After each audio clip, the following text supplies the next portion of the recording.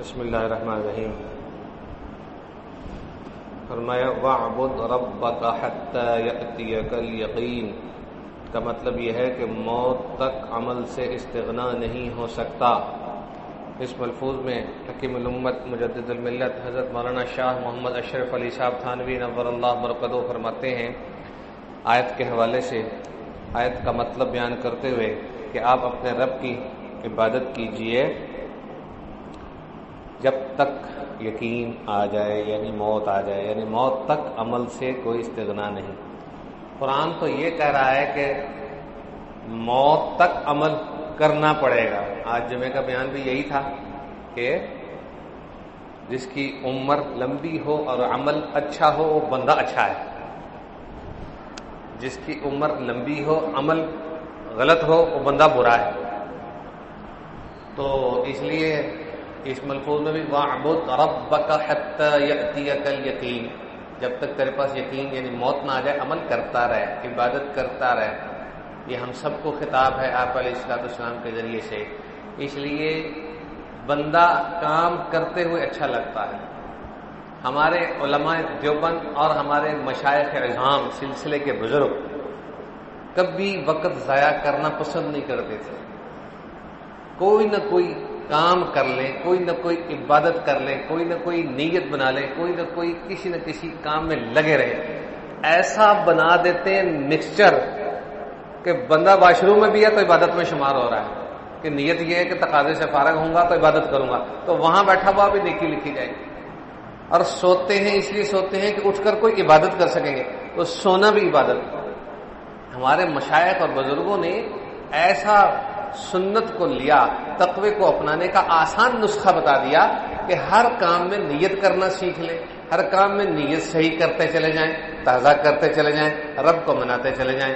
اس امت کو تو رب تعالیٰ نے ویسے ہی وی آئی پی بنایا ہے. یہ امت تو ویسے ہی وی آئی پی ہے کہ ایک نیکی کریں گے تو ایک نیکی کا بدلہ ایک نہیں ملے گا، ہمیشہ ہر نیکی کا ثواب کم از کم 10 گنا ملے گا. پھر اس کے بعد اپنی دوڑ، اپنی طلب، اپنی جستجو، اپنی ہمت، اخلاص، سنت کے مطابق اخلاص، تازہ نیت اخلاص، تو پھر وہ 10 گنا عمل سے لے کر 700 گنا تک، اور 700 گنا سے پھر آگے جہاں تک رب کو منظور ہے وہاں تک ملتا ہے. اس لیے معلوم ہوا کہ نیکیاں ہم خود اپنی کم کر رہے ہیں، ملاوٹ والی کر رہے ہیں، یا چھوڑ رہے ہیں، یا کر کے لوگوں کو تقسیم کر رہے ہیں.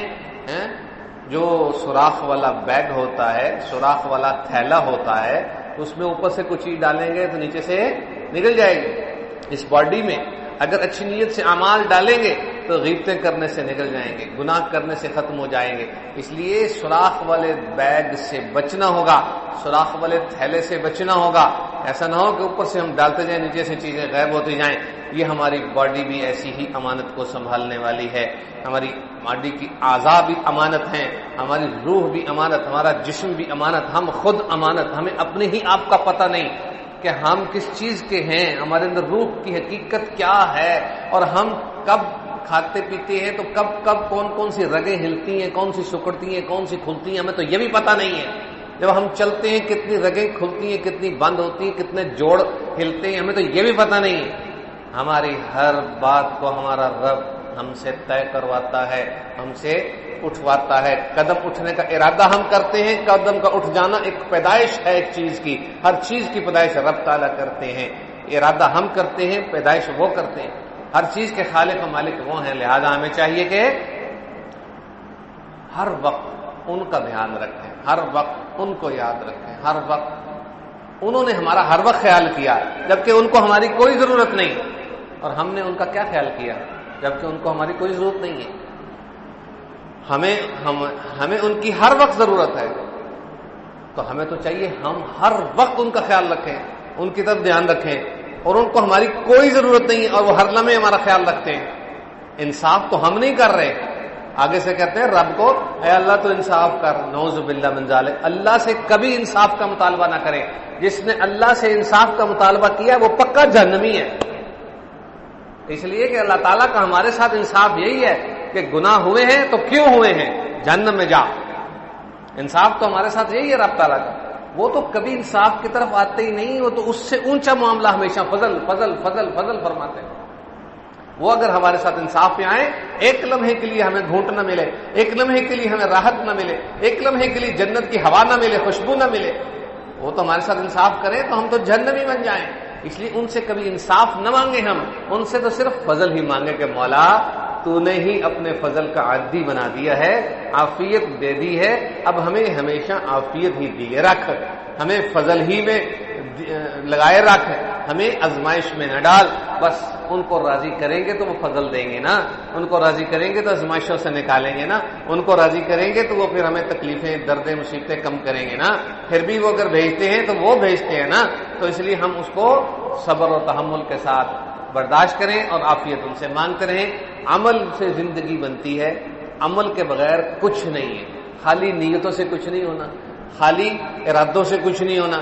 نیک نیتی سے عمل کرنے کا ثواب ضرور ملتا ہے، لیکن ایک ہی، اگر عمل کرنے کا ارادہ کیا، نیت کر لی، عمل نہیں کرا، ایک نیکی ملے گی، لیکن اگر عمل کر لیا تو ایک نیکی نہیں ملے گی، پھر کم از کم 10 گنا، اخلاص کے مطابق 700 گنا یا اس سے بھی آگے ملے گی۔ تو بھائیو دوستو، مسلمان کا کوئی لمحہ، سیکنڈ کا بھی 60واں حصہ، مسلمان کا کوئی لمحہ نیکی سے خالی نہیں جاتا، بشرطے کہ وہ توجہ کرے، بشرطے کہ وہ نیت سے چلے، بشرطے کہ وہ دھیان رکھے، اس کا ہر لمحہ عبادت میں آ سکتا ہے۔ جو 5 وقت کا نمازی ہے اس کے تو 24 کے 24 گھنٹے عبادت میں شمار ہوتے ہیں حدیث شریف کے مطابق، کیونکہ وہ 5 نمازوں کے درمیان کے گناہ نمازوں کی برکت سے معاف ہوتے چلے جاتے ہیں، تو اس کے لیے آسانی بنتی ہے۔ تو اس لیے نماز کسی حالت میں نہیں چھوڑنی، اور تسبیحات نہیں چھوڑنی۔ فجر کی نماز کے بعد پہلا کلمہ، تیسرا کلمہ اور چوتھا کلمہ، ان کی ایک ایک تسبیح ضرور کر لیا کرے، پہلا، تیسرا اور چوتھا۔ حدیث شریف میں جو چوتھا کلمہ صبح پڑھ لے گا سارا دن شیطانی حملوں سے محفوظ رہے گا۔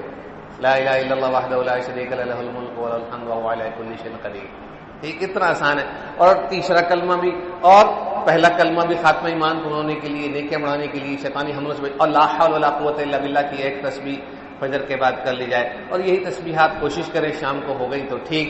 بہرحال قرآن کریم کی طرف توجہ ہو، درود شریف کی طرف توجہ ہو، عمل کی طرف توجہ ہو۔ عمل کرنے کا نہیں بھی موقع ملا، کوئی بھی جائز کام بھی کرنے لگے ہیں، اس میں اچھی نیت کر لیں۔ کسی کو ملنے جانا ہے، اس کی عیادت کی نیت کر لیں، اس کی خدمت کی نیت کر لیں، اس کی زیارت کی نیت کر لیں، ٹھیک، گھر والوں کو ان کی خدمت کرنی ہے، کوئی سودا سلف لا کے دینا ہے، کہ اس میں اچھی نیت کر لیں کہ میرے رب کا حکم ہے۔ کوئی کام بغیر نیت کے نہیں، ہر کام نیت کے ساتھ جب کریں گے تو مسلمان کا کوئی لمحہ عبادت سے خالی نہیں ہوگا۔ ہمیں چاہیے کہ اپنے ہر لمحے کو قیمتی بنا لیں، کوئی پتہ نہیں یہ لمحے کتنے باقی رہ گئے ہیں اور کتنے گزر گئے ہیں، اس لیے بقیہ لمحات کو قیمتی بناتے ہوئے ہمیں چاہیے اپنے آپ کو اور اپنی زندگی کو